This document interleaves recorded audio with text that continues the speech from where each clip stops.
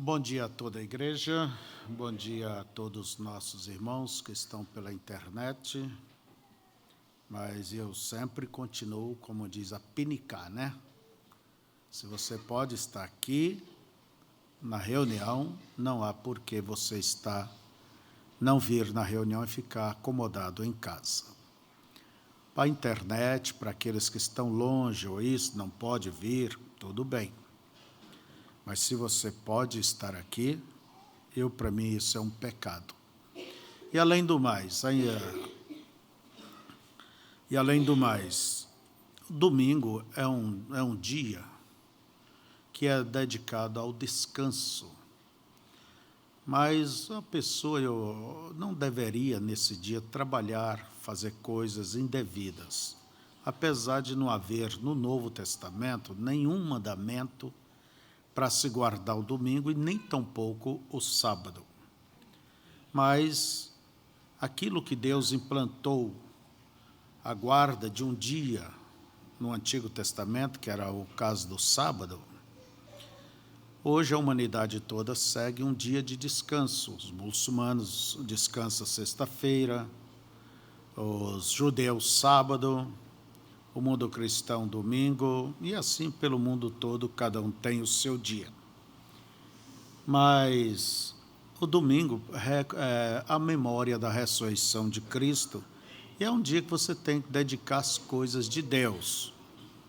Durante a semana, tanta pressão é como uma bateria que só está dando de si. Então é o tempo de você recarregar suas baterias, estar em casa, cantar, ler, orar, desfrutar da companhia da família. Pais, esteja presente junto aos seus filhos, ao lado de sua esposa, e você visitar alguém, tudo bem. Mas vir na igreja e acompanhar os trabalhos, entende? E alimentar a sua alma. Então, se uma pessoa não alimenta no natural, ela vai se enfraquecendo, não é certo? Fica sujeita a contrair doenças. E no espiritual, ele segue o padrão do natural. Daqui a um pouco está contraindo vírus espirituais, ideias estranhas, né? Vamos abrir nossas Bíblias em Apocalipse, capítulo 1, somente para dar... As crianças vão descer, então pode descerem. E hoje, podemos dizer, começou o nosso frio aqui no sul, né? Aqui dentro está quentinho devido ao ar-condicionado, mas ali fora eu vi que está 7 graus. Positivo, não negativo. Mas vamos indo para o lado do negativo daqui a uns dias. Mas é muito bom o frio, eu gosto do frio. Calor é terrível, né? Para outros é o contrário. Eu acho importante, às vezes, você encontra uma pessoa de idade. Quantos anos o senhor tem? Às vezes, o ano que vem, ele diz, vou fazer 73 em fevereiro. Mas se eu passar o inverno agora. Se eu passar o inverno, eu chego lá. Sempre existe um medo e até pessoas nem tomam vacina aí para gripe, né?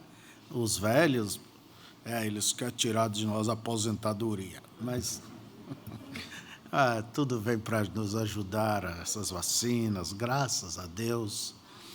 Hoje nós desfrutamos de tantos recursos, né? Quantas mães morreram ao dar luz a seus filhos naqueles tempos, não tinha recurso. Olha bem, quantas pessoas morreram de apendicite e quantas coisas. Hoje agradecemos a Deus pelos recursos, né? Amém. Mas o crente, ele sempre é crente. O médico diz que com os crentes não tem jeito. Se morre é Jesus que levou, se é cura é Jesus que curou. O crente morre e crente, por isso cantamos somente creio, Senhor. Se Deus não faz aquilo, mas você crê que Ele pode fazer. Agora, se Ele quer ou não, lembra, aí é que está a vontade dEle sobre a sua vontade. Mas que você crê. Amém? É somente o primeiro e o segundo versículo de Apocalipse. A palavra Apocalipse é uma palavra grega que quer dizer revelação. Revelação de Jesus Cristo, a qual Deus lhe deu, para mostrar aos seus servos as coisas que brevemente devem acontecer, e pelo seu anjo as enviou, e as notificou a João, seu servo, o qual testemunhou da palavra de Deus e do testemunho de Jesus Cristo, e de tudo o que tem visto. Podeis assentar? O autor deste livro é o Senhor Jesus Cristo, é Deus. João nada mais foi do que um escriba. Ele somente escreveu o que ele viu e ouviu. O que vês, escreva em um livro. Então, nós temos essa mensagem chamada Apocalipse, livro de símbolos. E o profeta diz que todo o livro, parágrafo 15, ele diz: agora, o livro todo é escrito por símbolos. Dificilmente há algo direto com a palavra, onde você simplesmente o coloca bem aí e diz: é por símbolos. E Deus tem uma maneira de fazer isso e uma razão para fazer isso. Deus não faz nada sem que ele tenha uma razão por trás disso. E alguém teria uma ideia, uma razão por que ele fez isso? Aqui está. Então ele pôde escondê-lo dos olhos dos sábios e entendidos e o revelaria aos pequeninos, os quais aprenderiam. Não é ele bondoso para fazer-nos dessa maneira? Então, qual a razão de Deus trazer, por exemplo, esse livro? Ele é símbolo. Todo o escrito é símbolo, um livro de símbolos. O propósito de Deus é esconder dos sábios e dos entendidos e mostrar aos pequeninos. Veja só. Há um símbolo, alguém pode dizer: isso significa aquilo. Por exemplo, quando ele está escondido, vamos dizer assim, vamos lá. Alguém chega e diz o seguinte: isso significa isso. O que é que tem aqui debaixo? Isso quer dizer isso. Isso quer dizer aquilo. Isso quer dizer aquilo. Mas, quando se tira o véu, revelação quer dizer isso, tirar o véu. Aí você sabe que é um livro. Então, os homens, teólogos e mestres, eles interpretam mal, porque não pode ver o que está debaixo do pano. Por isso que é escrito em símbolos, para que o próprio Deus venha e tire aquilo. E Deus faz isso de uma maneira tão simples, através da pessoa autorizada, entende? Para que os que devem crer, creiam naquilo, vejam aquilo. É a mesma coisa. Certa vez, te disse que tinha 5 cegos junto à estrada, e eles viram que algo grande vinha pisando, e o que é? O que é isso? É um elefante. Queremos conhecer. Um deles foi e pegou ali na perna do elefante, disse: já sei, ele é uma coluna. O outro levantou a mão, bateu a mão pela barriga do elefante. É um tambor bem grande. O outro pegou na tromba e disse: é uma raiz torcida e tudo. Eu já sei o que é o elefante, é igual a cobra. Outro bateu a mão no toco do rabo do elefante lá, diz: um cipó grosso. Outro pegou na orelha, acho que já passei dos 5, não, né? Outro pegou na orelha e disse, parece uma bacia, uma antena parabólica. E quase estava brigando.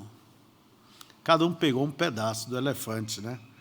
Até que passou alguém que tinha revelação, via, conhecia.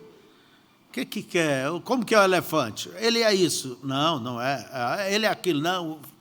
A briga estava esquentada. Daí o camarada disse, olha, ele é tudo isso, só que você viu isso, essa parte, outro viu isso, outro viu aquilo. E para ver todos os símbolos, é como diz a Bíblia, Deus não faz nada sem antes revelar a seus servos profetas. Não é pastores, não é mestres.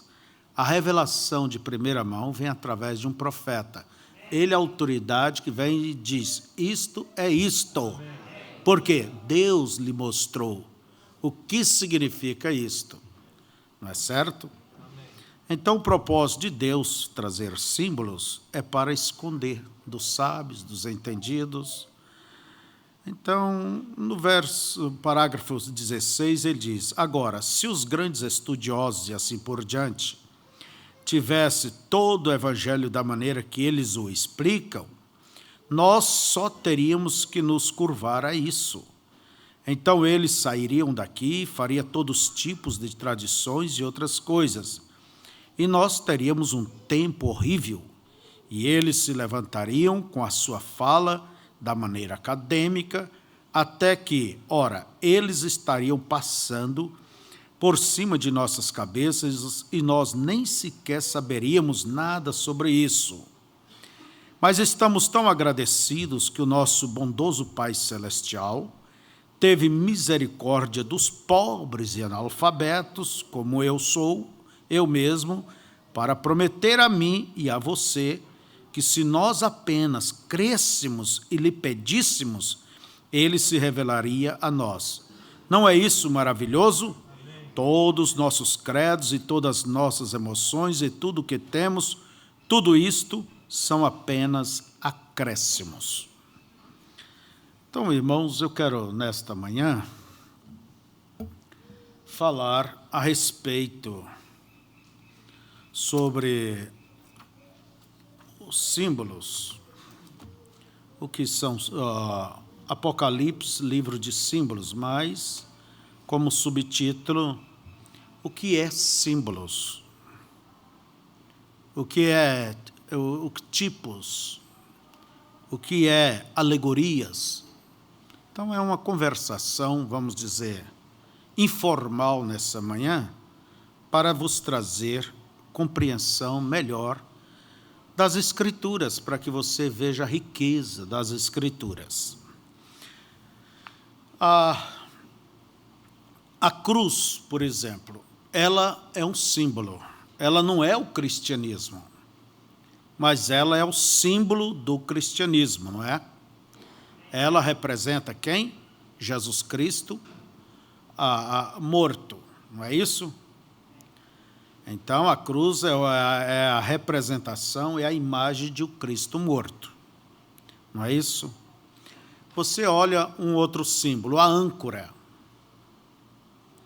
A âncora ela é considerada como um símbolo de firmeza, de força, que dá tranquilidade, de esperança, de fidelidade. Entende? Veja, a âncora, ela representa a parte estável do nosso ser, ou seja, a âncora é aquela que, em meio à tempestade, é capaz de nos manter firmes e seguros. Ela é o que estabiliza os barcos. Então, a âncora ela é um símbolo. Você olha ali o símbolo do Banco do Brasil, o da Sadia. Então, cada firma, geralmente, isso é usado de uma maneira vastíssima, não é certo? Nós temos a nossa bandeira. O que é aquilo? É um símbolo. Entende? Ela não é o Brasil, mas ela representa o que somos, o que cremos, o que amamos, não é certo? O que é o batismo? O batismo é um símbolo de que a pessoa fez uma decisão, creu no sacrifício, aceitou o sacrifício de Cristo, e então dá um testemunho externo, sendo batizado nas águas, quer dizer, um testemunho público. A pessoa tem que se molhar, descer as águas e ser batizada em nome do Senhor Jesus para provar que é Jesus a quem ele aceitou. A Santa Ceia é um símbolo de que você está em paz com Deus, alimentando, comendo do pão da vida. O lava-pés também é um símbolo. Então, o livro de Apocalipse, como nos diz o profeta, ele até pregou, ele é um livro de símbolo. Agora, um símbolo, você não toma ele no pé da letra. Não. Quer dizer, ele quer dizer isso. Ele está apontando para alguma coisa, né? É uma imagem que se emprega para representar alguma coisa. Isto é o que é o símbolo. Por exemplo, no livro de Apocalipse, nós temos no primeiro capítulo Jesus no meio dos 7 castiçais. E ele tinha na sua mão 7 estrelas. O que é isto? É um tipo, aliás, é um símbolo. No versículo 20, ele explica o que significa as 7 estrelas e os 7 castiçais. O mistério das 7 estrelas que viste na minha destra e dos 7 castiçais de ouro. As 7 estrelas são os anjos das 7 igrejas. E os 7 castiçais que viste são as 7 igrejas. Quer dizer, os castiçais representam a igreja e as estrelas representam os anjos. Quais os anjos? Os mensageiros daquela dispensação. Paulo foi o mensageiro da primeira dispensação de Éfeso, porque a mesma cidade de Éfeso, escreva, entende? Carta à igreja de Éfeso. Não é aquela cidade chamada Éfeso.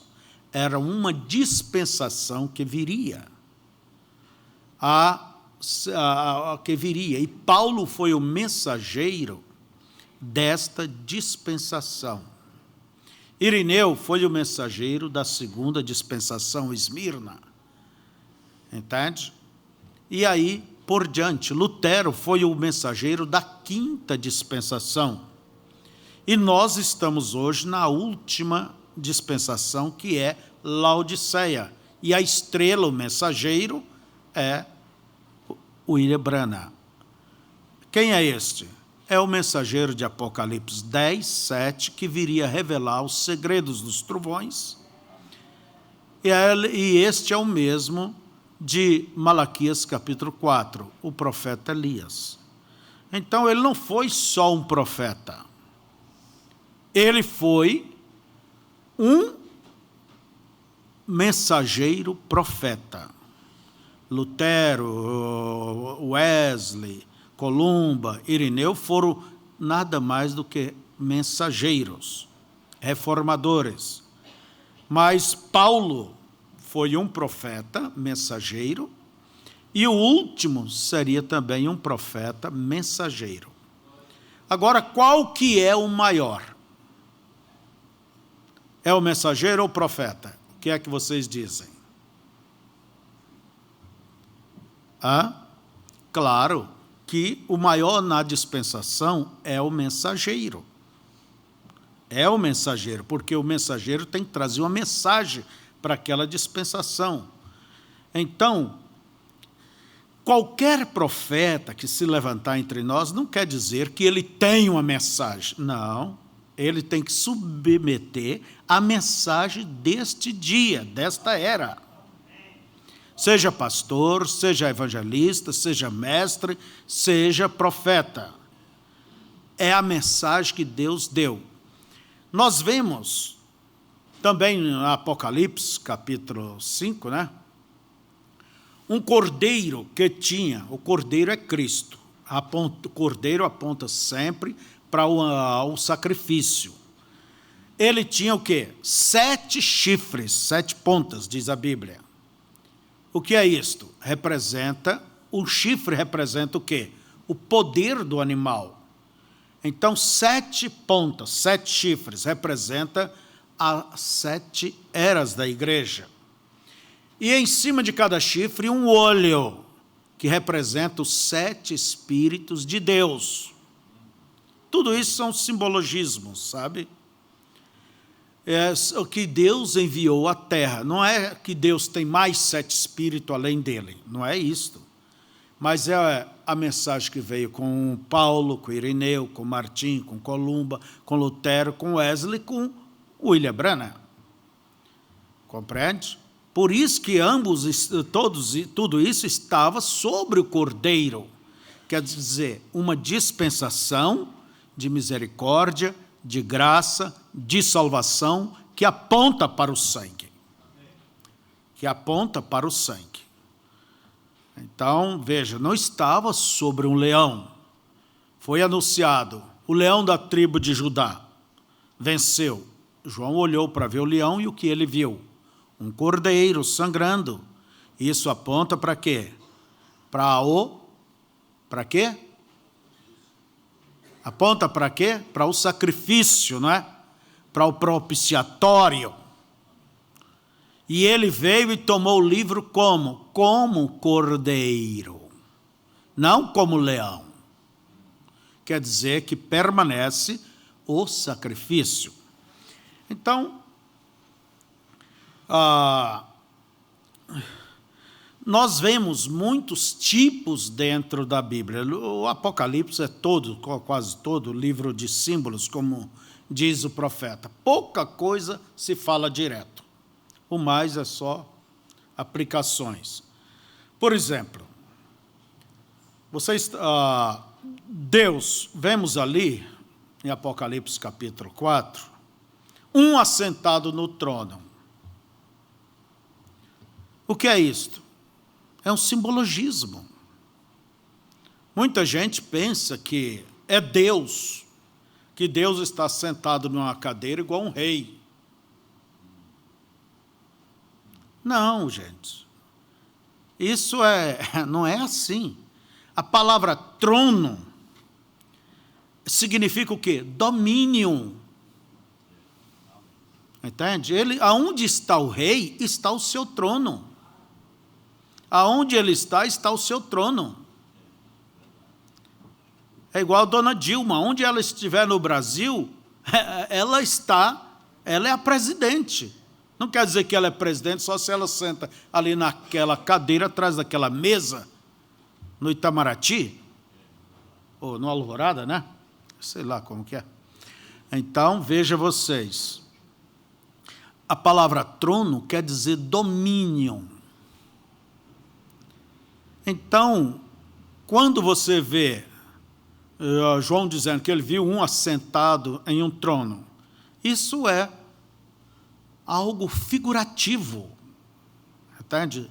É uma figura, é um símbolo, entende? Nunca Deus deixou de comandar, de dominar tudo.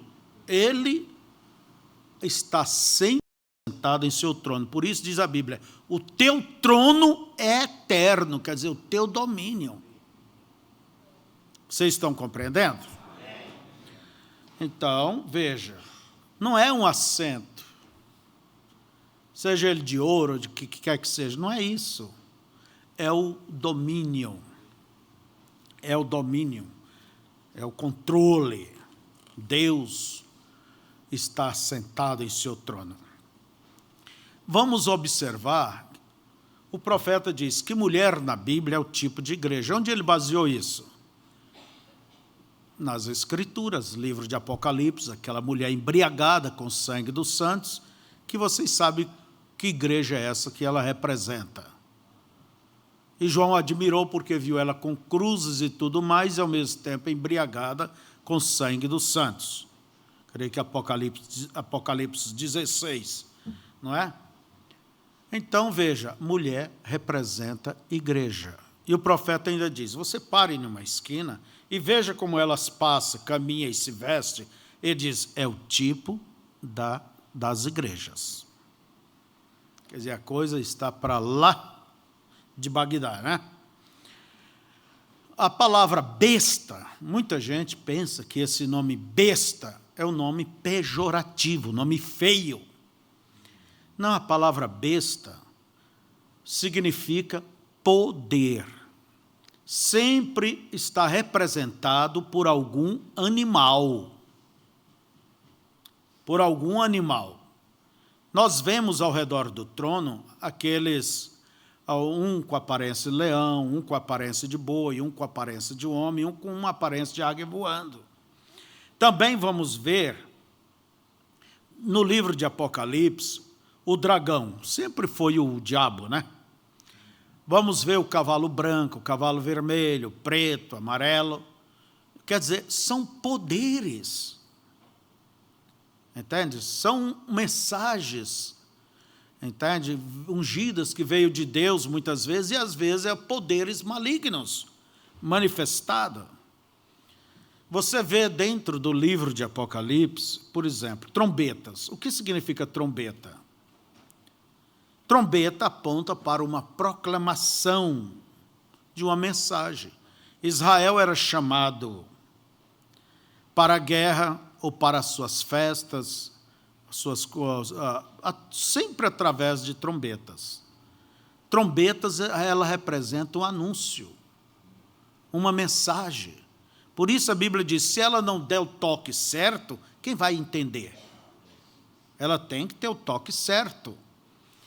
Por isso, irmãos, quando vocês olham a trombeta de Deus, isso é uma mensagem que Deus enviaria através de alguém. Entende? E na voz do sétimo anjo, quando tocar a sua trombeta, quer dizer, sua mensagem, não suas, sua. Toda mensagem, tudo que foi revelado, desde quando o profeta esteve em cena, até quando ele saiu de cena, o que Deus trouxe através dele, é uma trombeta para nós. Não é só o selo, não, semente da serpente, e o que mais? Batismo, Deus não está em denominações, não há inferno eterno, e quantas coisas. Tudo é um conjunto que representa uma trombeta. Quando a Bíblia fala de Moisés e Elias, ela já diz trombetas, plural. São 2 mensageiros. Vocês compreendem isto? No livro de Apocalipse, vocês também, nós vemos ali, capítulo 5, verso 6, entende? Um cordeiro sangrando, morto, né? Sangrento, tendo aqueles 7 chifres, 7 olhos. Isso, como eu já vos disse, representa o sacrifício. Quando se fala em cordeiro, é o sacrifício, é o sangue da intercessão durante as 7 eras da igreja. Não existe 8ª era. Não existe. 7 é a perfeição. 7 é o número de Deus, é a perfeição. 8º já mostra uma coisa eterna. É claro que ali do outro lado já não funciona mais o sangue de Cristo, porque ele funciona durante as 7 dispensações. Então, se alguém lhe aponta uma 8ª era, essa pessoa está te falando abobrinha. Está te falando abobrinha. Então, veja vocês. E o mensageiro da 7ª é o profeta. E pronto. E se estamos na 7ª é por causa que ele ainda é o mensageiro. Você diz, mas ele veio no final da era pentecostal. Sim, graças a Deus.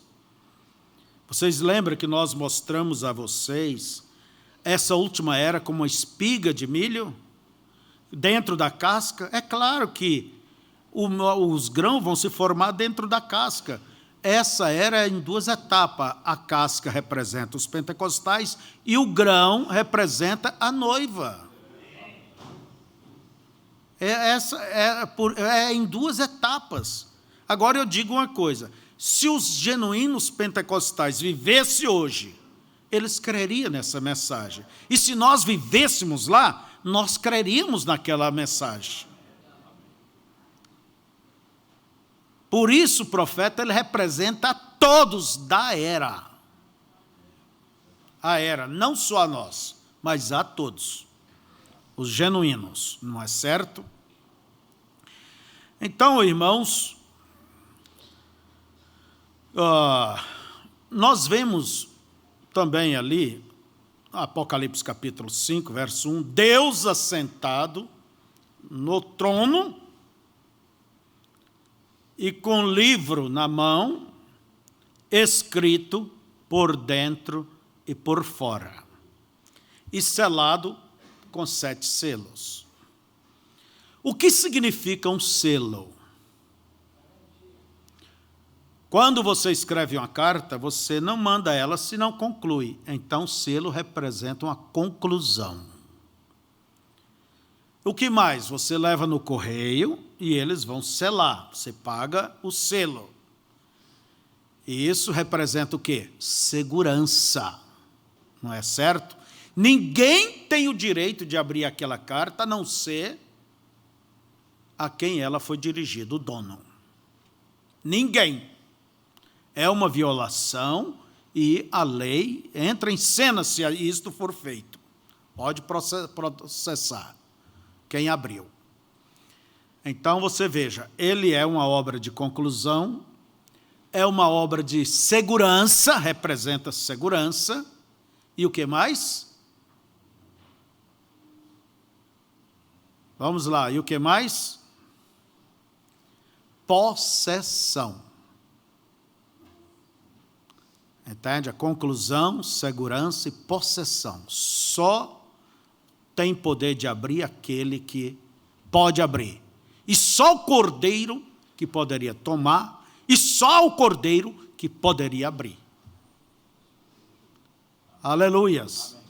E ele fez isto e abriu para nós através de uma autoridade, um profeta, porque esse é o caminho que Deus sempre trabalha, é através de profetas.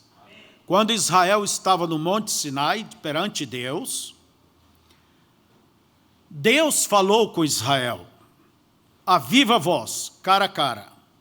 O povo tremendo chegou perto de Moisés e disse, Moisés, não fale Deus conosco. Fala Deus contigo e você nos transmita e nós vamos seguir. Sabe o que Deus disse? Boa coisa.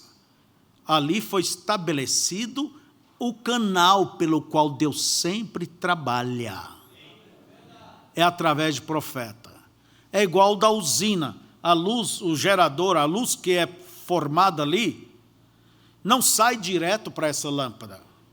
Vem direto, mas de uma maneira processada.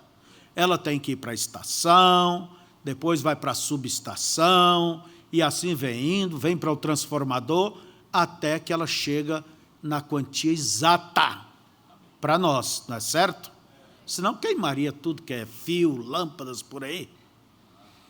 Então você veja, você tem condição, como um fiozinho aí, suportar toda a carga lá da usina? Por isso Deus, ele constitui homens já com essa estrutura para receber isto.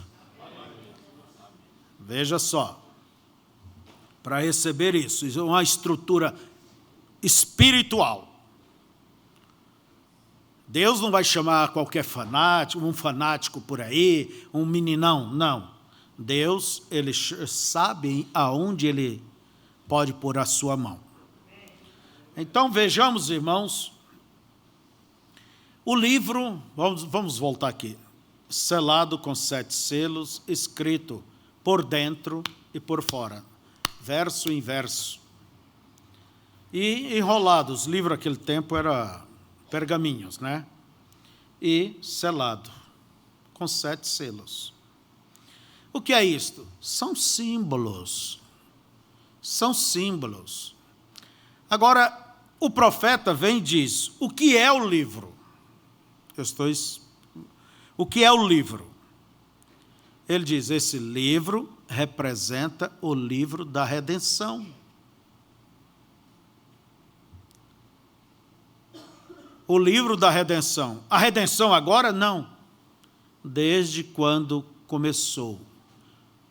Olha bem, é o plano da redenção. Deus sabia que o homem cairia, por isso Deus providenciou um caminho provisório, que era o sangue de animais, até que viesse o Cristo, de tal modo que hoje nós olhamos para trás, há 2000 anos atrás, Jesus foi morto.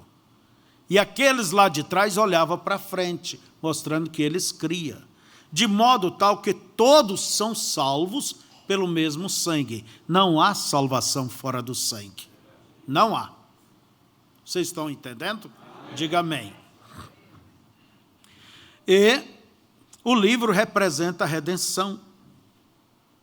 O plano da redenção. Desde que Adão e Eva caiu, vamos o plano ali. É pelo sangue. O animal foi morto. E todas as escrituras, ou quase todas, ela nos abre esse plano da redenção. A mensagem que os apóstolos pregou, ela mostra ali o Redentor. A abertura de cada mensagem, cada era, está dentro do plano da redenção. Essa mensagem revelada nesse tempo está dentro desse plano da redenção. Então, irmãos, e nós vemos que o Cordeiro tomou o livro e abriu um dos selos. Ele abriu. Agora, para nós, ele tem que dar a alguém. E nos deu através de um mensageiro. Qual é o primeiro selo? Eis um cavalo branco, né? Vocês sabem o que significa isso. O segundo, o cavalo vermelho. O terceiro, o cavalo preto. E o último, o cavalo baio. Entende? Agora, o profeta nos diz que eu quero que vocês entendam. E quando abriu os selos, é claro que cada selo foi um trovão. Pode observar o livro aberto, Apocalipse 10, da mão de Cristo, falou e os trovões soaram, 7 trovões. João entendeu o que ele estava dizendo, a ponto que ele ia escrever. Quer dizer, não é tão mistério assim. Para João não foi. Mas para nós é, porque a voz diz, sela, não conte para ninguém. Deixa isso quieto. Veja vocês. O profeta diz, os trovões abriram os mistérios. Quer dizer, o que significa estas coisas? O que significa estes símbolos? Nós estamos falando de símbolos. Entende? Abriram aqueles mistérios. Mistério é o que nós não sabíamos, né? Agora, sempre o profeta, ele não conta a sua mensagem só a partir dos selos que foi aberto. Aquele é um ponto de referência. 63 para nós é um ponto de referência, porque ali se confirma tudo o que foi revelado antes, no momento e futuramente. Quer dizer, ela abarca, ele foi profeta toda a vida. Não é certo? Não só de lá para cá. Então, nós temos que ter um ponto de referência. Por isso que o profeta diz, Deus tem abrido os selos. Olha bem, eu não vou citar capítulo, versículo, para que seja verdade. Vocês conhecem, se você lê, e se não sabe, que leia. Está aí aberto nas mensagens. Entende? Senão eu estaria vindo aqui com um montão de livro para ser verdade ter que citar. Ora, então, qualquer um que conhece, lê, procura, sabe do que estamos falando. Sabe do que estamos tratando. Então, veja vocês isso aqui. O profeta, ele chama, entende? Trovões. O que é trovão? Trovão é a voz de Deus. Deus troveja maravilhosamente. Não é isso? Quando Jesus diz, Pai, glorifica o teu nome, já glorifiquei. Um trovão, ele disse, só foi um anjo, foi uma voz. Jesus disse, isso veio por vós. Trovão é a voz de Deus, gente. Agora, Deus não fala à toa. Cada coisa tem um sentido, há um porquê Deus está falando. Deus está falando. Então, veja, que esses trovões, eles abriram os selos. Quer dizer, os mistérios foram abertos. E aquela nuvem que veio ali antes, olha bem, ali em 63, aquela nuvem que aparece o rosto de Cristo, ela é uma nuvem, não é a pessoa carne e osso. Ela foi composta de anjos. Ela representa Cristo, é a Cristo. Veja vocês, esta nuvem, ela veio para confirmar o que haveria de ser aberto. É como Deus dizendo, para provar que isso é a verdade, o que vai ser aberto, aqui está uma confirmação. É um sobrenatural. Todo sobrenatural é Deus. Deus, todas as suas obras são sobrenaturais. Por exemplo, aquela coluna de fogo sobre o profeta, é sobrenatural ou não é? Ela é Cristo ou não é? Aquela luz que apareceu na parede, confirmando as eras da igreja, é algo sobrenatural ou não é? Aquilo é Cristo ou não é? Confirmando. Confirmou nos céus, na eclipse, quando o Papa visitou ali a Palestina, naquele tempo. E o que mais? Casamento e divórcio, desceu ali. As curas, as revelações dos segredos dos corações, são sobrenaturais ou não são? Todas as obras de Deus é Ele. Por ser Ele, é sobrenatural. Aquela nuvem é sobrenatural? É Deus se manifestando, confirmando, como diz o profeta, a mensagem que viria. Onde já viu Deus vir antes de dar a sua palavra? A vinda física. Porque a vinda, ela é física.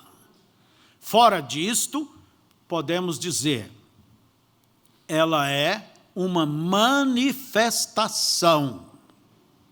Ela é uma manifestação. Agora você veja, o profeta diz que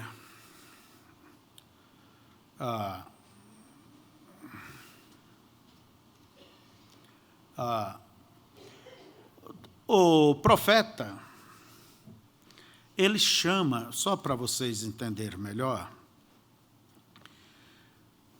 ele sempre chama todas essas aberturas da sua palavra, entende? Ele chama isso de selos,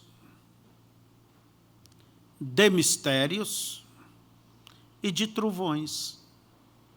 Então ele diz, olha, isso, por exemplo, a mensagem de Melquisedeque foi pregada em 65, se não me engano. Estas são a abertura dos selos que se abre pela minha oração, diz ele ali. Melquisedeque, ele chama de selo. Ele chama mistério revelado. Esse é um mistério. Mistério é os trovões, são a semente da serpente, que foi bem antes da abertura dos selos em si. Então você subentende ou entende que toda a mensagem pregada do profeta é o quê? é a abertura da palavra. E Deus usa para abrir a palavra um profeta. Não, como diz o castelhano, um espertito por aí, que chega e diz, essa é a nova abertura da palavra. Quer dizer que você, meu amigo, é o profeta? Quer dizer que a palavra não foi aberta? Deus não teve uma autoridade? Vai precisar logo de quem? Você, proselitista?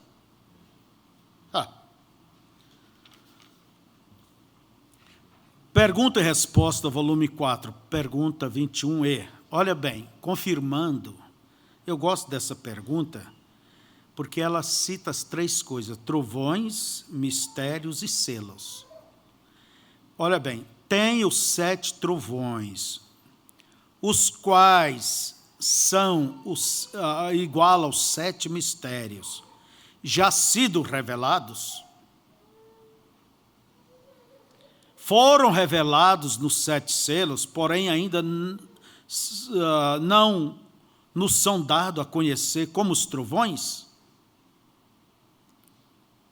O profeta diz, 78, parágrafo, nos 7 selos foram revelados. Quer dizer, foi revelado os trovões, foi revelado os 7 mistérios, foi revelado tudo? Foi.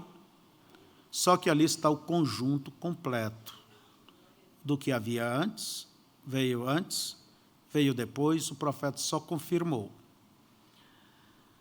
Eles haviam, os 7 trovões que emitiram as suas vozes, e ninguém podia entender o que era. João sabia o que era, porém lhe foi proibido escrevê-lo. Ele diz, porém o 7º anjo, nos dias do seu toque, os 7 mistérios dos 7 trovões serão revelados. E o 7º anjo é um mensageiro da 7ª era da igreja. Olha bem, o 7º anjo é o mensageiro da 7ª era da igreja. Vocês sabem, irmãos, que a abertura dos selos significou mais para o próprio irmão Branham do que para nós, que nós não sabíamos de nada. Aquilo significou algo tremendo para ele, sabe por quê? Era a confirmação de que ele era o 7º anjo.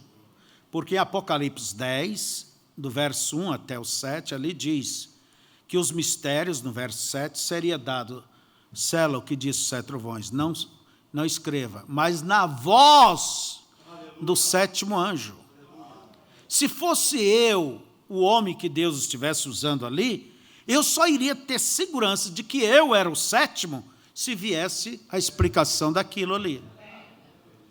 De que eu era o mensageiro de Malaquias 4, o profeta Elias, se houvesse abertura daquilo ali. Por isso, antes o irmão Branham ficava, como diz, na corda bamba. Ele desconfiava que era ele. Entende? Por causa dos sinais, por causa das coisas sobrenaturais, todas as coisas se cumprindo, revelação dos segredos, tudo mais. Mas aquilo confirmou para ele pegou força. Mas antes ele ficava dizendo, talvez eu esteja preparando o caminho daquele prometido. Entende? Eu esteja pondo uma plataforma para que venha aquele. Aí é onde surgiu. O profeta tem que voltar, vai ter que ressuscitar para pregar aí, pisando na Bíblia que ao homem diz que ao homem está ordenado morrer uma só vez. Então eles não vê a confirmação. Essa doutrina já faliu há tempo aí. Só que eu quero ver aqueles que se meteram nela voltar atrás e corrigir. Se corrigir perante seu povo e se respeita os colegas perante os colegas. E quanto aos desastres, pessoas que se enfraqueceram, se rebentaram na fé, alguém tem que responder.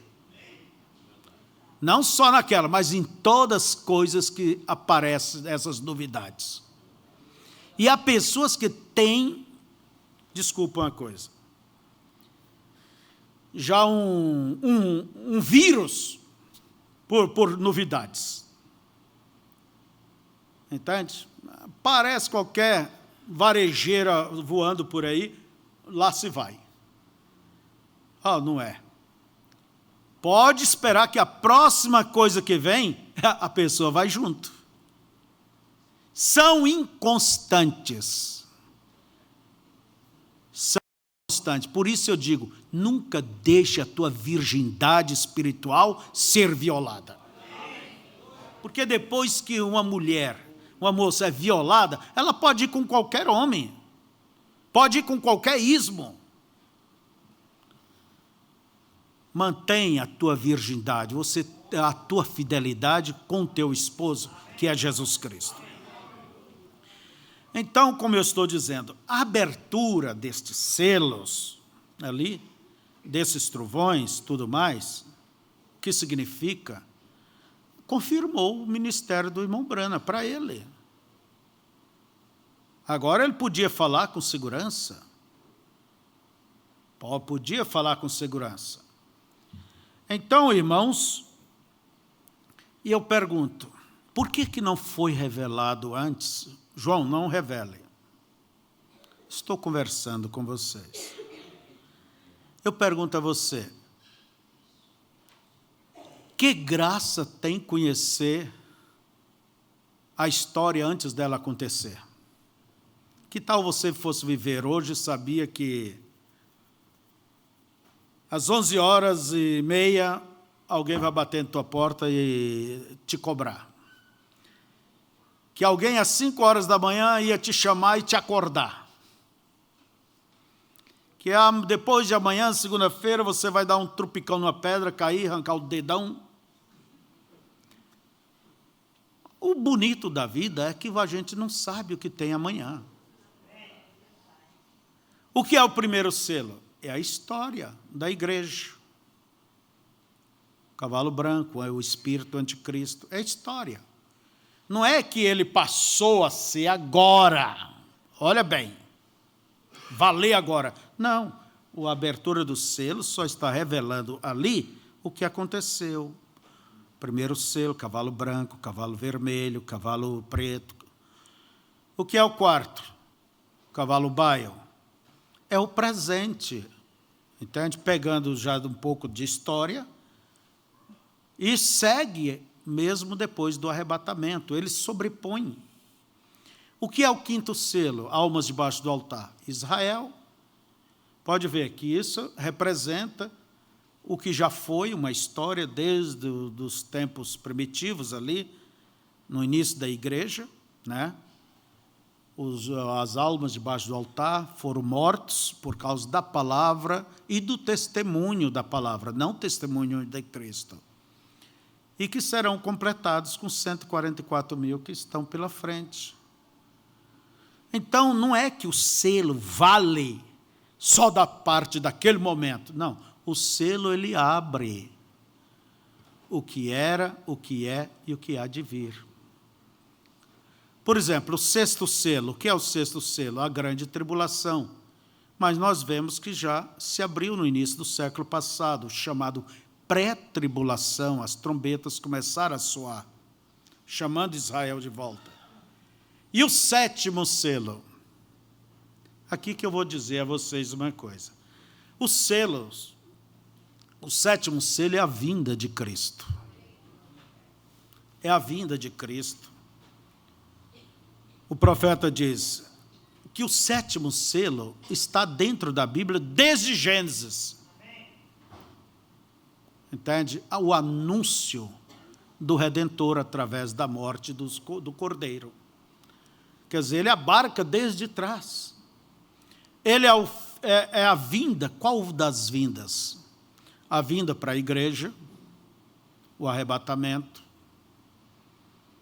O sétimo selo abrange isso. É a vinda da mensagem também, porque são vindas. Entende? Com alarido, mas ainda falta a voz de arcanjo, a trombeta de Deus. E o que mais? é o fim da tribulação e a entrada do milênio. Quer dizer, ele é um leque. Agora, não é que ele apareceu, começa a vigorar no momento que foi revelado, não. Nós vemos que o 7º selo já começou com alarido também, para nós. Quando diz que ali ele veio a vinda, irmãos, eu quero explicar isso aqui. A vinda. Tem muita diferença entre a vinda física e a manifestação. A palavra correta é manifestação ou aparição. Inclusive, a tradução no dicionário significa a mesma coisa da palavra aparecer e manifestar. Quer dizer, dar-se a conhecer. Aparição é dar-se a conhecer. Claro que para dar a conhecer ele veio, mas de uma forma espiritual. Manifestação, é claro que ele tem que vir, mas para dar-se a conhecer. Agora, a vinda mesmo, ela é física, a igreja. Então, eu vou dizer assim, Jesus veio, alguém diz. Em uma certa forma, ele veio. Eu pergunto, ele veio no dia do Pentecoste? Espiritualmente. Ele veio e livrou Paulo daquela naufrágio. Ele veio e te salvou. Ele veio e te abençoou, te curou. Ele abriu a justificação para Lutero e os irmãos. Em uma certa forma ele veio. Entende? Mas isso é uma coisa espiritual. Não é a física. Não é física. Eu estou um pouco aqui. Tenho que ir devagar para que vocês vejam. Então, o 7º selo, deixa eu concluir isso aqui. Quando abrir o 7º selo, já mostra que quando foi que começou essa abertura? Começou essa vinda para nós. Porque para a salvação, como plano de redenção, começou desde o Éden, desde Gênesis. Mas para nós, com alarido. Mas concluiu? Não, ainda tem o outro passo, que é a voz de arcanjo, a ressurreição. E o terceiro, a transformação. Bem simples.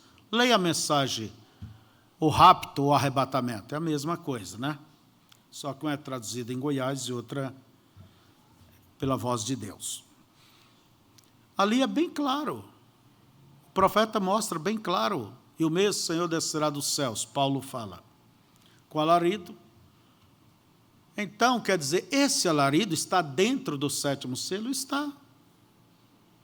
Mas não é tudo. Não, o 7º selo abrange muito mais.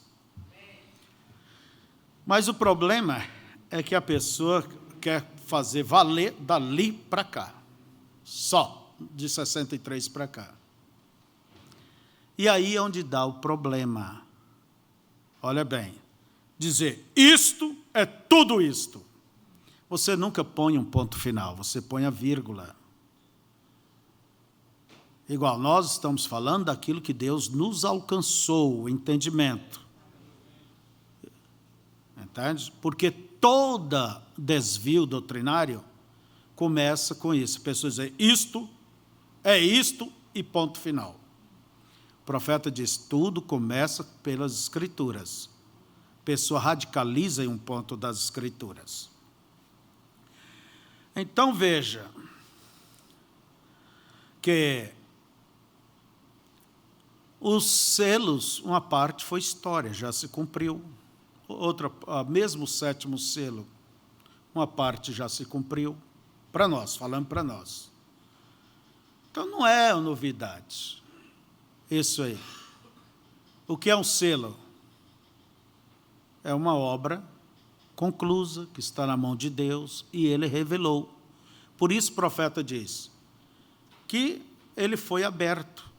Só ele não nos deu o saber o dia e a hora. Não sabemos quando ele vem e como ele vem. Mensagem Cristo, Mistério de Deus Revelado, 51, da mensagem de Goiânia, e 105, o mesmo parágrafo, creio que é 105, 106, com a voz de Deus. Entende? Perguntaram a Jesus que aquele dia e hora, quando que haverá de vir? Ele mesmo disse, nem os anjos sabiam, nem ele como filho, era o segredo do Pai. E o profeta diz, por isso é que teve aquele silêncio. Não é certo? Então, irmãos, eu quero seguir adiante, eu parei muito nisso aqui. Nós já falamos sobre a confirmação. Eu tenho aqui duas pequenas mensagens para mostrar a vocês sobre, na mensagem Evangelismo do Tempo do Fim, para mostrar a vocês a diferença entre aparição e vinda. Só que o irmão Branham usa mais a palavra manifestação. Quando você vê a palavra manifestação, lembra da palavra aparição, é a mesma coisa. Mensagem, o Evangelismo do Tempo do Fim, o irmão Branham diz assim, a mesma coisa hoje, quando você vê suas obras. Agora, nós já temos visto ou testemunhado a aparição do Senhor, nós temos visto. Agora, lembre-se, aparição e vinda são duas palavras diferentes. Aparecer, primeiro aparece, e então vir. Agora é a aparição. O irmão Branham está dizendo, agora ele apareceu.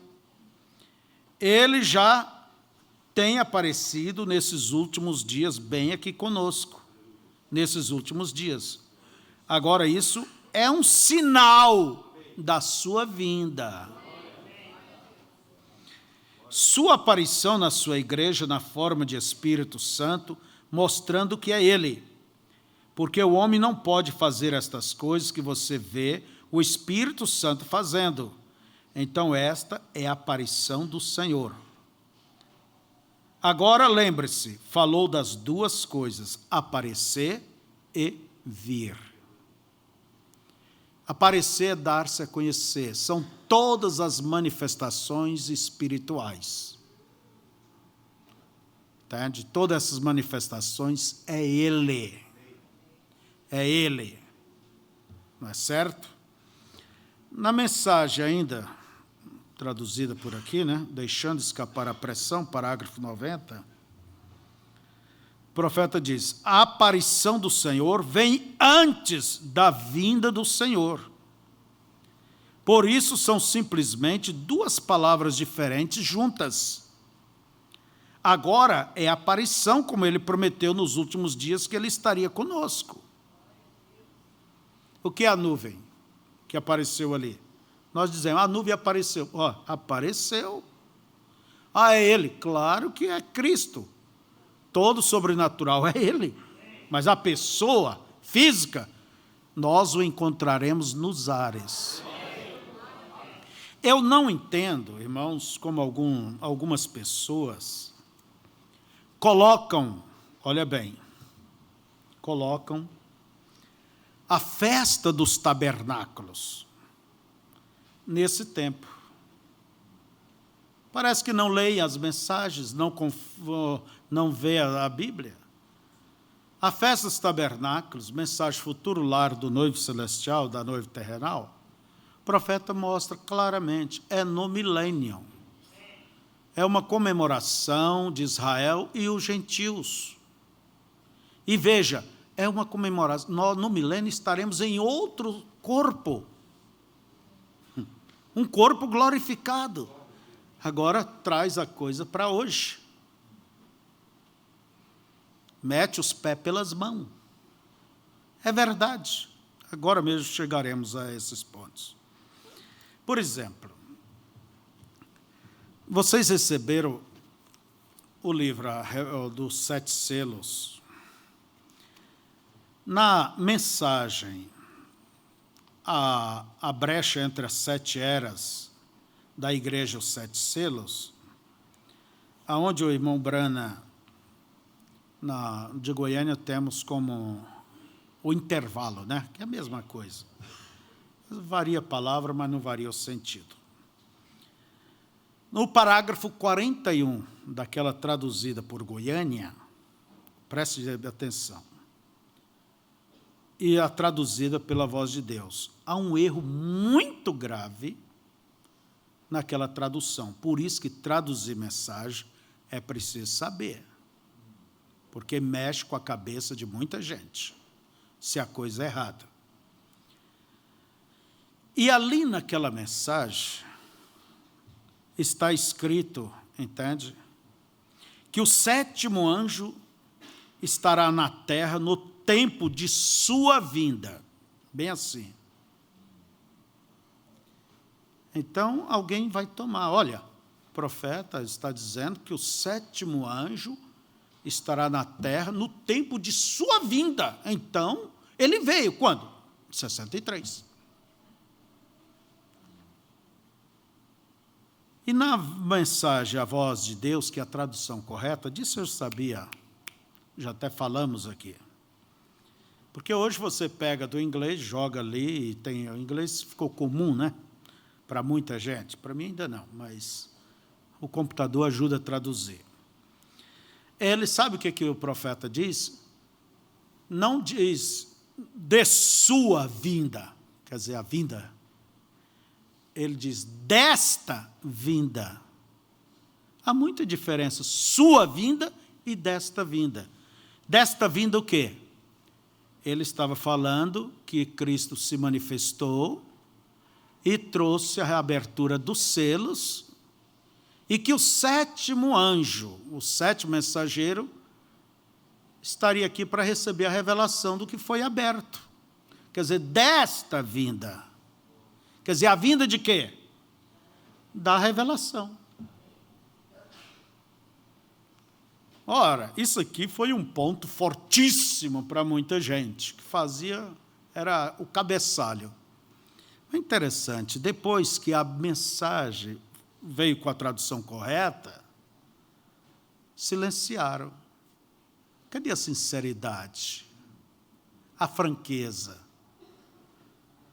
Errar? Qualquer um de nós podemos errar, mas temos que voltar atrás sobre nossos passos. E quando os 7 selos, vou ler para vocês, são abertos, e o mistério é revelado, desce o anjo, maiúsculo, Cristo, né? O mensageiro Cristo, colocando o pé sobre a terra e sobre o mar, com um arco celeste sobre a cabeça. Agora lembre-se, este 7º anjo, falando do mensageiro, está na terra no tempo desta vinda. Irmãos, se vai pôr a coisa sua vinda, por isso que a coisa se escangalha. É? É, sua e desta são 2 palavras diferentes no inglês. Está aí. Então, irmãos,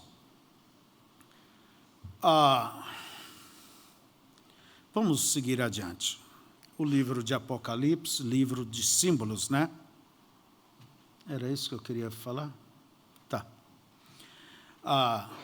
Vocês já viram, irmãos, falando ainda de símbolos, até os nossos sonhos nunca é uma coisa direta, sempre vem por símbolo. Essa é a maneira de Deus falar.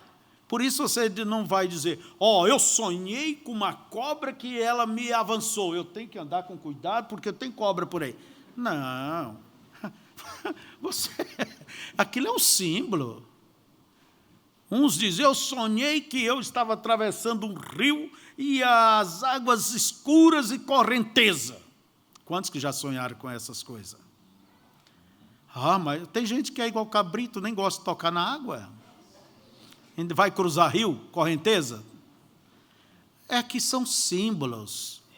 É a modo de Deus falar. Então, você não pode pegar aquilo no pé da letra. Você tem que saber o que significa. Para um significa uma coisa, para outro significa outra coisa. Não é certo? Você tem que saber o que é que eles querem dizer. E a autoridade para dizer o que isto é isto, chama-se William Marrero Branham para nós, porque ele é o nosso pastor. Ele é o anjo desta era, e este anjo é para toda a dispensação.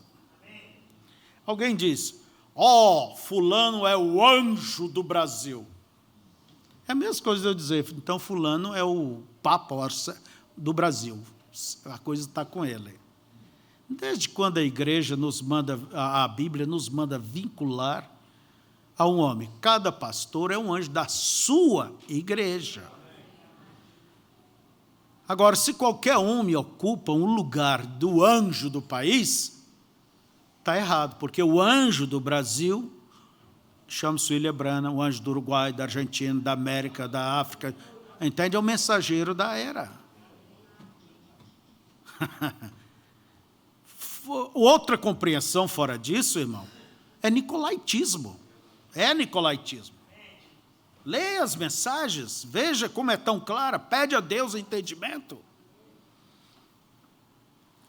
Agora, sonhos vêm por símbolos, visões vêm por símbolos.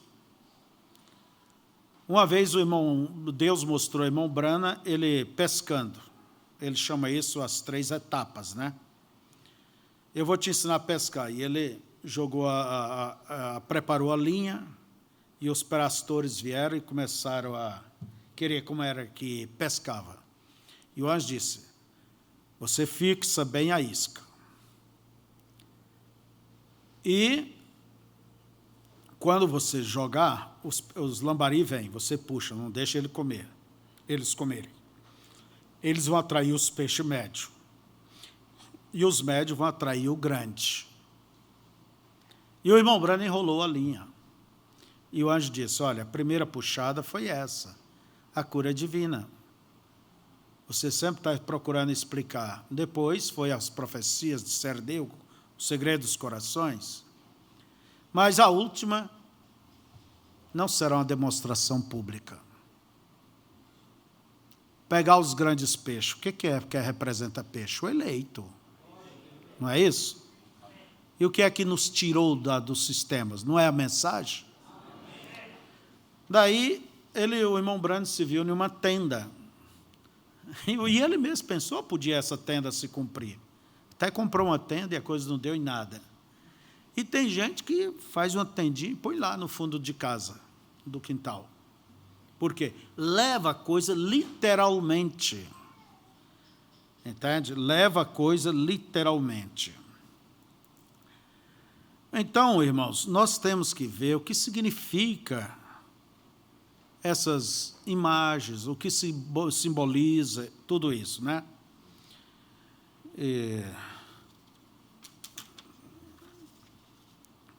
Então, como eu estava dizendo, todas as manifestações de Deus são sobrenaturais. A coluna de fogo, na sarça, entende?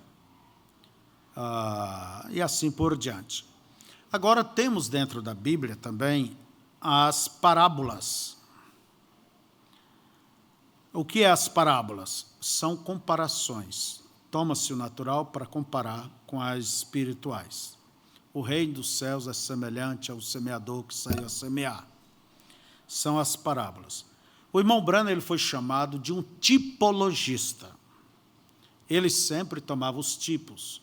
Ele dizia, eu não sou uma pessoa estudada, então eu tenho que olhar o que quer dizer ali, ver o que significa. Tipos são sombras. São acontecimentos no passado que está figurando coisas espirituais no futuro. Entende? Por exemplo, quando Deus esteve na tenda com Abraão e revelou o segredo do coração de Sara, antes de vir o filho da promessa, naturalmente Isaque, mas espiritualmente é Cristo para nós, não é? Que está vindo. Entende? Viria um ministério revelar o segredo dos corações. Isso se cumpriu? Se cumpriu. No mensageiro desta era, no profeta desta era. Então, veja, aquilo era um tipo, foi um acontecimento que aponta para isto. Davi sendo expulso pelo seu próprio agente, é um tipo de Cristo sendo rejeitado. Então, nós vemos esses tipos. Agora, como diz o profeta, um tipo, ele é uma sombra. Se você nunca viu uma ilhama, que é um animal ali dos Andes, mas se você visse a sombra dela, você teria uma noção. Você vai ver o contorno, o jeito que é, só não vai ver a cor exata e os detalhes, mas você tem uma boa noção, não é certo? Então, o sábado, o que era o sábado? Era um tipo, um descanso que Israel fazia no dia de sábado, começava das 6 da tarde de sexta-feira até às 6 da tarde do outro dia. Porque o dia do judeu é esse, começa de uma tarde a outra tarde. Para nós, não, é de uma meia-noite até a outra meia-noite. Então, veja vocês, o sábado, um descanso natural, apontando para o descanso espiritual, que é Jesus Cristo. Vinde a mim, vós que estáis cansados e oprimidos. Não é certo? Canaã, o tipo da terra do vencedor. Lá tiveram batalhas e tudo mais. O profeta diz, ali é um tipo. Então, veja vocês. Eu quero falar um pouco, e espero terminar tempo ainda, sobre alegorias, entende? Eu estou falando sobre símbolos, o que mais? Tipos e parábolas. E eu vou falar um pouquinho sobre alegoria. Alegoria e a exposição, segundo o dicionário, é a exposição de um pensamento de forma figurada. Por exemplo, você observa ali no Salmo 80, verso 8, diz, do Egito, aliás, trouxeste uma vinha do Egito. Quer dizer, sabemos que é Israel. Até temos essa mensagem aí, a vinha, como que é? Onde plantando uma vinha e aonde plantar. Quer dizer, é uma alegoria, tomando uma coisa natural para aquilo representar, figurar uma espiritual. Aliás, uma natural também. Mas eu quero dizer a vocês que devemos ter muito cuidado, preste atenção, muito cuidado com as alegorias pessoais. Vou repetir. Cuidado com as alegorias pessoais. Veja, porque elas sempre vai mais além do que realmente quer dizer. A pessoa acrescenta mais coisas ou tira coisas dali para condizer com as suas ideias próprias. Então, essas alegorias pessoais, elas pervertem, elas distorcem o real sentido dos tipos. E ela termina contradizendo essas alegorias pessoais, elas contradizem o sentido real das Escrituras, da Escritura. pessoa vai além do que devia. Lembra disso? A pessoa geralmente começa usando um tipo, dali um pouquinho ele vai além do que realmente significa. O que acontece é, como diz o profeta, a pessoa presume. Está avançando o sinal sem autorização. Eu vou dar alguns exemplos aqui para vocês entenderem esse mais da cabeça do homem e, às vezes, e sempre toma um símbolo e quer dizer que aquilo significa mais do que aquilo. Para mim, irmãos, e para vocês, a autoridade de aplicar os tipos vem do profeta. Eu fico com o pé atrás quando eu vejo alguém usando como bem quer. Então, a gente sai por aí e põe o pé no lugar do nariz, o nariz no lugar do pé, e vai misturando tudo. Entende? São ideias, colocações errôneas. Por exemplo, antigamente houve eu esqueci o nome, um certo mestre, isso nos tempos primitivos. Ele chegou a usar os 318 servos de Abraão, que foi naquela batalha com Abraão, entende? Como uma referência da morte de Cristo. Entende? A morte de Cristo ali na cruz. Aonde ele baseou isso? Aonde? Ele baseou porque o sinal grego para 300 tem a forma de cruz. Veja vocês. E os numerais 18, essas letras 18, tem as duas primeiras letras é o nome de Jesus. Eu não sei se vocês entenderam. Quer dizer, o espertinho, sabichão, cavador, os 318 homens que Abraão usou, isso é Jesus na cruz. Por quê? 300 quer dizer a cruz, se escreve em grego, e 18, essas duas palavras, 18, as duas palavras ali é o nome de Cristo, as iniciais. Então é Jesus morrendo na cruz. Está vendo, irmão? Oh, revelação. Revelação?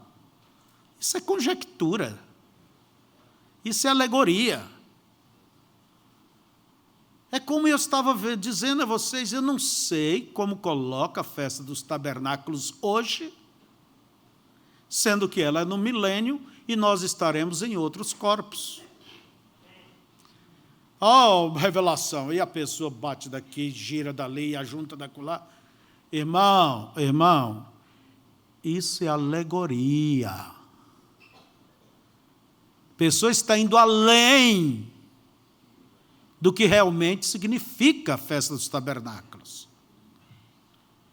Que ali é a nossa festividade, lembrando que fomos peregrinos, como Israel também foi peregrino. Tinha que morar em cabana. Então, toda alegoria pessoal é as ideias da pessoa acrescentando ou tirando, uma das duas. Certa vez, um grande mestre, chamado pelo menos grande, né? Eu penso que um mestre de Deus, ele não vai dar tanto bola fora. Pega a mensagem, pega no livro ali de Provérbios, que a nudez do homem, como que é? Que é a mulher, sua mulher. Olha, toma isso aí. Claro que a mulher representa o homem representa a mulher. Quando você fala de sua mulher, você está se despindo a você mesmo. Mas ali vem a alegoria. Ali vem a ideia própria. Noé, Cão, casou, aliás, adulterou com a sua madrasta.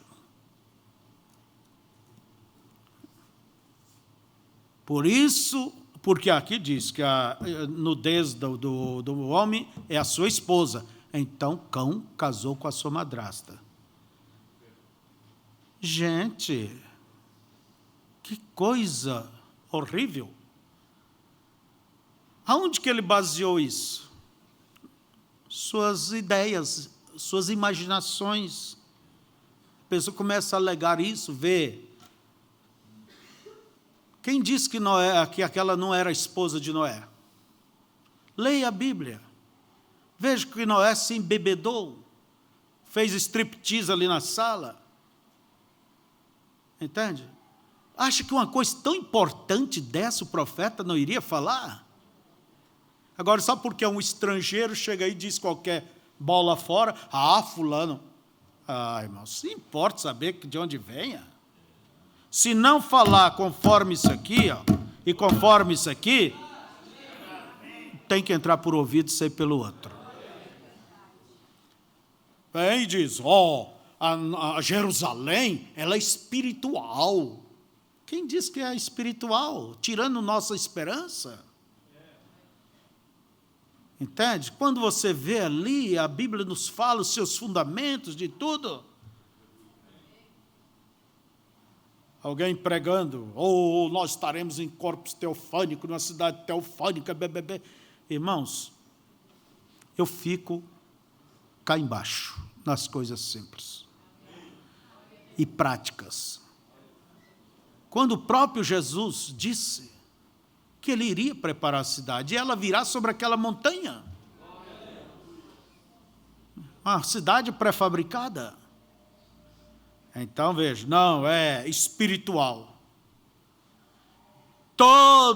Quase toda perversão doutrinária sempre quer espiritualizar as coisas de tudo ou naturalizar de tudo. Falta o balanço no meio. Entende? E todos os desvios, eles entram por esses caminhos.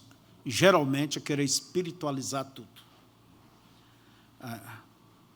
Por exemplo, a Santa Ceia, ela é espiritual, eu estou em comunhão com Deus, não devo tomar. Justo por estar em comunhão com Deus que tu tem que tomar. Não é uma coisa espiritual. O batismo. O ladrão da cruz não foi batizado, ele não teve tempo, e você? Eu recebi em meu coração. Daqui um pouco você é um crente só de coração, não é, irmã? A saia está em cima da cabeça, entende? O cabelo está igual o rabo de inhambu, saracura, né? Mas Deus só quer o coração. Que o corpo vai para o diabo, então? Então, veja vocês, vão espiritualizando. Vão espiritualizando as coisas. Ou então, materializando. A nuvem é a pessoa de Cristo. Claro que é a pessoa mais espiritual. Vai dizer que é física? Olha, irmão. Então, veja você, existe a tipologia legítima. Por exemplo, Deus na tenda com Abraão, revelando os segredos, mostrando que isso seria feito antes do mundo, vamos dizer, antes de Sodoma ser queimada, antes de Jesus, o Filho, se manifestar na glória, para buscar a igreja. Então, veja vocês, que a alegoria pessoal, eu chamo isso alegoria pessoal, essa interpretação, é ir mais além, é conjecturar, entende? Passar adiante.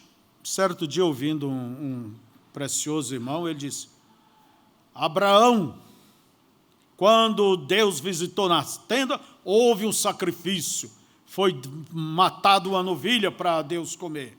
Ali houve sangue, sacrifício, expiação. Não, ali foi uma alimentação para receber o visitante. Você está acrescentando coisas, isso é alegoria. Ló não teve isso. Quem disse que Ló não matou um cabrito também? Se aquele tempo era base nisso, baseava nisso, quem é que vai dizer o que quer dizer? Gente, não ponha palavras na boca de Deus. Não ponha palavras nas Escrituras. E nem tire, porque há um perigo grandíssimo. Quem tirar ou acrescentar, perde o seu direito ali. Perde o direito. Então, veja só. Então, esses métodos de querer unir uma coisa com a outra, essas alegorias pessoais, entende? Unir uma coisa com a outra que não é, o que isso acontece? Só prejudica, entende? É uma má interpretação das Escrituras e estas coisas traz escândalos. Quer ver? Mais um pontinho, já fechamos aqui. Geralmente são pessoas cheias de esquemas. Entende? Pessoas que têm muitas ideias. E para mim, falta a natureza de Cristo para que a pessoa pense conforme Cristo. Então, está com sua própria ideia. São pessoas que querem ser mestres. Existe aquele que é o mestre, dado por Deus, e ele vai pôr as coisas em ordem. Ele é o rompe-cabeça, põe os quebra-cabeça em ordem. Mas existe aqueles que querem ser mestres. Irmãos, um dono, uma pessoa, ele flui livremente. Existe o genuíno pastor e o que quer ser pastor. O genuíno evangelista e o que quer ser evangelista. O genuíno cristão e o que quer ser cristão. Sempre existe ambos lados, não é certo? Sempre existe. Então, veja, e Tiago diz que não querais ser mestre, Tiago, sabendo que os tais recebereis mais duro juízo. O profeta vem dizer a estes que põem a coisa a perder. Fica buscando aqui, buscando ali, cogitando em suas ideias, fazendo alegorias, fazendo quadros. E aí é aquilo que vos tenho advertido. Você quer saber de uma coisa? Pegue tudo que foi falado disso, de Gênesis, Apocalipse, em todas as mensagens. O computador está aí para fazer esses apanhados, nos ajuda. Daí você entra com aquilo com a cabeça em branco e veja o que Deus vai textualizar, vai te dar. Ali sim você vai ter o quadro certo. Agora, se você pega um parágrafo, ou dois, ou uma escritura, e dizer que aquilo tudo é a Bíblia, 2 versículos é a Bíblia, 1, eu digo, isso não é a Bíblia. Ah, mas está aqui. Mas a aplicação que você está pondo não é bíblica, não é a mensagem. Pega um ponto, textualiza, faz uma imagem, entende? Vai simplesmente fazer suas ideias, suas alegorias, e depois pegar um pontinho a mais aqui e ali, e querer fazer uma autopista, e vai pisando em cima da Bíblia, em cima de todos os restantes. Por isso que há problemas. Por isso eu vos digo, cuidado com essas alegorias pessoais. Porque elas são bonitas, a pessoa vem com ideia, e mais. São pessoas que sabem se expressar, sabem falar, sabem colocar as coisas. E você não foi colocado só para aleluia, glória a Deus, é verdade. Gente, saiba no que você diz o amém. Você se compromete. Eu não digo amém para tudo que eu ouço. Eu não digo. Entende? Tem pessoas que estão prontas ali para só gritar e pular, nem sabe por quê. Está igual a coluna Prestes, que saiu daqui, foi pelo Nordeste, voltou, entrou na Bolívia. Depois o povo perdoou. Eu conheci um desses que andou nessa coluna. Por quê? Eles nem sabiam o que estavam fazendo. Entende? Nem sabiam o que estavam fazendo. Mas seus líderes sabiam o que queria chegar, ao que queria fazer. seu Carlos Preste. Então, veja que é preciso ter cuidado das coisas. Tome os tipos que o profeta usa. Tome os tipos que o profeta usa. Aquilo que você tem certeza. Não saia cogitando, porque você está alegorizando as coisas, criando seus próprios quadros. E a Bíblia é bem clara em dizer-nos que o diabo se manifesta por esses caminhos. Vocês querem saber onde está isso? 2 Coríntios, capítulo 11. Verso 13 ao 15, olha bem.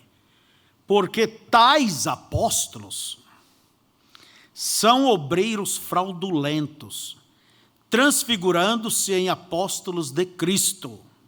Quer dizer, aparece como ungidos, né? E não é maravilha, porque o próprio Satanás se transfigura em anjo de luz. Não é muito, pois, que os seus ministros se transfigurem em ministros de justiça, a fim dos quais será conforme as suas obras. Quer dizer, lá na frente a coisa vai aparecer. Vão manifestar o que querem. E a Bíblia diz que essas alegorias, em outras palavras, essas transfigurações, essas apresentações, não passa mais nada do que um espírito usando alguém, e às vezes alguém genuíno. E pode o diabo usar. Se você não vigiar, ele pode usar. Por isso eu quero dizer, sejam cuidadosos quanto à aplicação das coisas espirituais.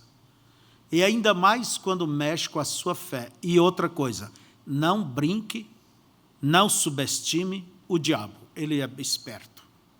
Se ele tomou uma frase que Deus falou para Adão e Eva e mudou ela, usando ela mesma, quanto mais 66 livros da Bíblia e 1.200 mensagens que temos hoje. Irmãos, então, vocês leiam o livro de Apocalipse, ou essa mensagem, Apocalipse, livro de símbolos. Ali você vai ver, pelas mensagens pregadas posteriormente, que significa isso, aquilo, aquilo e aquilo. Só esse exemplo e prometo terminar. Por exemplo, a Bíblia diz o seguinte, que o Cordeiro veio e tomou o livro da mão daquele que estava no trono. Não é dois deuses, por favor. É o mesmo Deus, só que do outro lado está representado no sacrifício. Quando foi que isto aconteceu? Quando Jesus morreu na cruz, ressuscitou, subiu ao céu, desceu. Entende? E temos o que? O trono da misericórdia de lá para cá. É ou não é? É isso? Entende? Não é que ele levantou agora para pegar o livro e abrir os selos. Não. Ele está ali, no trono da misericórdia, desde então. E quando ele levantou para abrir o livro, tomar e abrir o livro, ele fez isso como cordeiro, não como leão. Quer dizer, o sacrifício segue.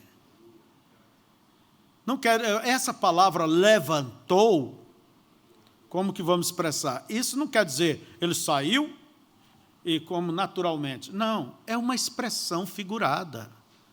Por exemplo, João olhou em todos os céus e nunca tinha visto esse cordeiro. Onde ele estava? No próprio trono. Entende? No próprio trono. Quer dizer, algo espiritual. Entende? Que desenvolveu-se ali. Então, o cordeiro levanta, toma o livro e se assenta. Não vou dizer com isso, olha a alegoria. Então já não tem mais trono de misericórdia, já não há mais sacrifício propiciatório lá. A misericórdia está em nós. Não, nós cremos, mas está em nós. Como beneficiários, eu concordo, mas não como proprietário. Se você tem ela como propriedade, eu quero dizer, você é uma pessoa má. Porque se estivesse comigo e eu pudesse usar ela abertamente como quer, não ia ninguém em Chapecó para o inferno. Até o diabo ia dar uma chance. É verdade. Então, interpretações e mais interpretações. Eu não sei onde inventam certas ideias, e isso só pode vir o quê? Exegese, alegorias, vão além do que realmente significa. Esse assunto, Cordeiro tomou e depois se assentou, são o quê? São figuras. Então, a Bíblia é um livro de símbolos, o Apocalipse. Não, você não pode tomar coisa no pé da letra, trono, isso, aquilo, deixou o seu trono. Nunca Deus deixou o seu trono. Se ele deixasse, o diabo ocuparia. É o que ele sempre quer. O Apocalipse é um livro de símbolos. Eu gostaria de poder explicar com mais calma. E eu reconheço que eu tenho certas dificuldades de expressão, de fazer as pessoas entender com poucas palavras e clareza.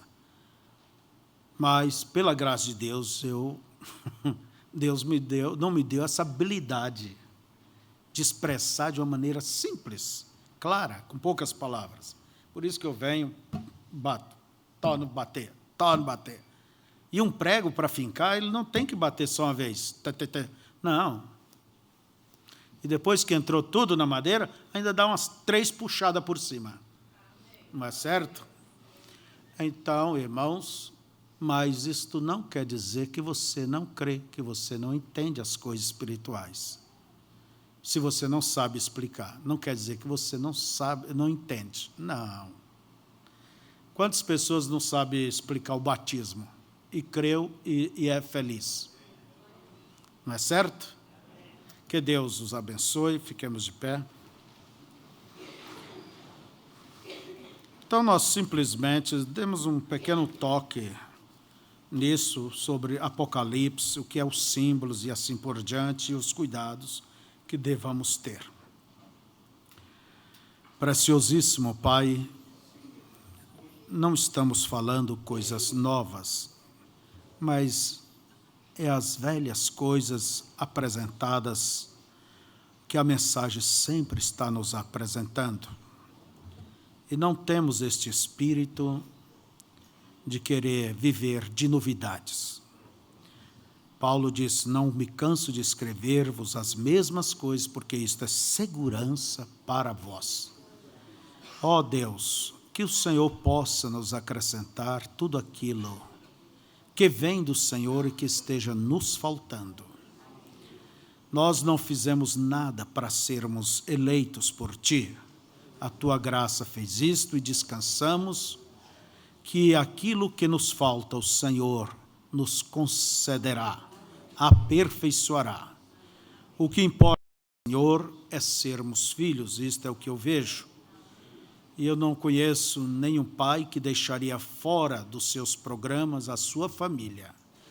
E o Senhor não vai deixar nem uma filha fora, nem um filho fora. Ajuda-nos, Senhor.